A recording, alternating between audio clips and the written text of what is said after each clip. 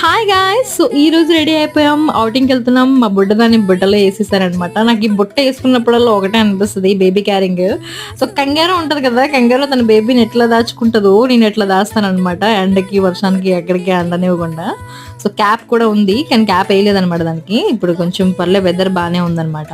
So వచ్చేసాం షాపింగ్‌కయితే full shopping చేసాం. కొన్ని గ్రోసరీ ఐటెమ్స్ అండ్ కొన్ని హోమ్ మేడ్ థింగ్స్ తీసుకుందామని. సో మా బేబీ అయితే తెగ నవ్వేస్తుంది. సో హవా హవా అనమాట అక్కడంతా. సో నెక్స్ట్ వచ్చేసి బీన్ బ్యాగ్ చూసిన. సో నాకైతే బాగా నచ్చింది. అండ్ దీని కాస్ట్ కూడా ఓన్లీ 1400 అనమాట.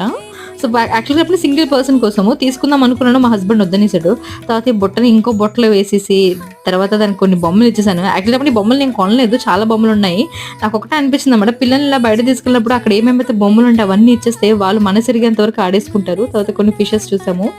అండ్ ఫిషెస్ అయితే చాలా బాగున్నాయి. ఫ్రెష్‌గా ఉన్నాయన్నమాట. సో ఫ్రూట్స్ తీసుకున్నాము. Finally shopping